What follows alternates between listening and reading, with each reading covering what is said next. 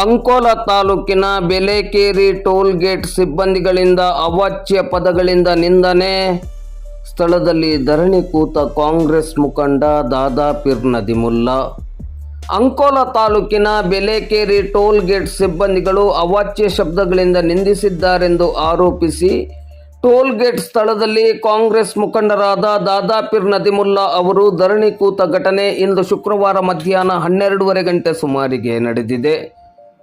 ಕಾಂಗ್ರೆಸ್ ಮುಖಂಡರಾದ ದಾಂಡೇಲಿಯ ದಾದಾಪೀರ್ ನದಿಮುಲ್ಲಾ ಅವರು ದಾಂಡೇಲಿಯಿಂದ ಕೆಲಸದ ನಿಮಿತ್ತ ಅಂಕೋಲಕ್ಕೆ ಇಂದು ತಮ್ಮ ಸಂಗಡಿಗರ ಜೊತೆ ಕಾರಿನಲ್ಲಿ ತೆರಳಿದ್ದರು. ಕಾರಿಗೆ ಫಾಸ್ಟ್ಯಾಗ್ ಅಳವಡಿಸಿಲ್ಲದ ಕಾರಣ 230 ರೂಪಾಯಿ ಹಣವನ್ನು ಪಾವತಿಸಿ 1 ಗಂಟೆಯೊಳಗಡೆ ಹಿಂದಿರುಗಿ ಬಂದಿದ್ದಾರೆ. ಹಿಂದಿರುಗಿ ಬರುವಾಗ ಮತ್ತೆ ಬೆಲೇಕೇರಿ ಟೋಲ್ ಗೇಟ್ನವರು ಹಣ ಕೇಳಿದ್ದಾರೆ.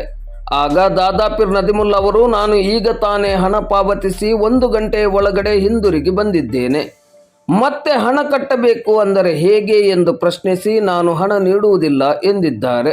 ಇಷ್ಟಕ್ಕೆ ಟೋಲ್ ಗೇಟ್ ಸಿಬ್ಬಂದಿಗಳು ಅವಾಚ್ಯ ಶಬ್ದಗಳಿಂದ ನಿಂದಿಸಿದ್ದಾರೆ ಎಂದು ದಾದಾಪೀರ್ ನದಿಮುಲ್ಲಾ ಅವರು ಟೋಲ್ ಗೇಟ್ ಸ್ಥಳದಲ್ಲೇ ಧರಣಿ ಕುಳಿತು ತಮ್ಮ ಆಕ್ರೋಶವನ್ನು ವ್ಯಕ್ತಪಡಿಸಿ ಟೋಲ್ ಗೇಟ್ ಸಿಬ್ಬಂದಿಗಳು ಹಗಲು ದರೋಡೆ ನಡೆಸುತ್ತಿದ್ದಾರೆ ಎಂದು ಆರೋಪಿಸಿದ್ದಾರೆ.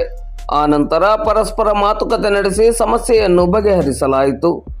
ಟೋಲ್ ಗೇಟ್ ಸಿಬ್ಬಂದಿಗಳು ಹಗಲು ದರೋಡೆ ಮಾಡುತ್ತಿದ್ದಾರೆ ಎಂದು ದಾದಾಪೀರ್ ನದಿಮುಲ್ಲಾ ಅವರು ಮಾಧ್ಯಮದ ಮೂಲಕ ತಮ್ಮ ಆಕ್ರೋಶವನ್ನು ವ್ಯಕ್ತಪಡಿಸಿದ್ದಾರೆ.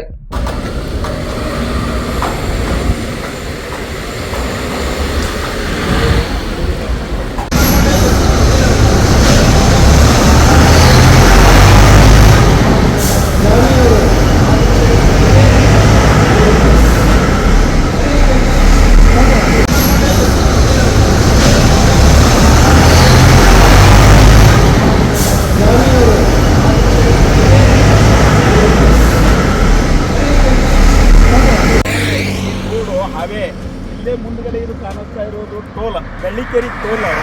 ಈ ಬೆಳ್ಳಿಕೇರಿ ಟೋಲ್ಗೆ ನಾನು ಈ ಒಂದು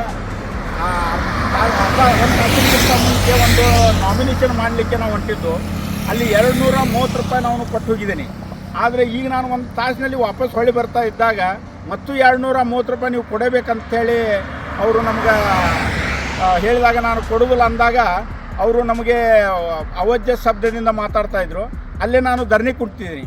ಧರಣಿ ಕುಂತು 1 ತಾಸಿನ ನಂತರ ಧರಣಿ ಕುಂತ ನಂತರ ನಾನು ಹೇಳುವುದಿಲ್ಲ ಅಂತ ಅಂದಾಗ ಇವರು ಹಗಲಿ ದರೋಡಿ ಮಾಡ್ತಾ ಇದ್ದರು. ಇಲ್ಲೇ ಒಂದು 60 ಕಿಲೋಮೀಟ್ರ್ ರೂಲ್ಸ್ ರೆಗ್ಯುಲೇಷನ್ ಏನೂ ಇಲ್ಲ ಇವರಿಗೆ. ನಾನು 4 ಕಿಲೋಮೀಟ್ರ್ ಹೋಗಿ ಹೊಳ್ಳಿ ಬರ್ತಾ ಇದ್ದಾಗ ನನ್ನ ಗಾಡಿ ತರಿವಿ ಮತ್ತೆ 230 ರೂಪಾಯಿ ಕೊಡು ಅಂತ ಹೇಳ್ತಾ ಇದ್ದಾರೆ. ಆದರೆ ನಾನು ಇಂಥ ಈ ಟೋಲ್ ನಾಕವರಿಗೆ ಒಂದು ಕಾನೂನು ಕ್ರಮ ಆಗಬೇಕಂತೇಳಿ ತಮ್ಮಲ್ಲಿ ಮಾಧ್ಯಮದ ಮುಖಾಂತರ ನಾನು ವಿನಂತಿ ಮಾಡ್ಕೊತೇನೆ. ನಮಸ್ಕಾರ.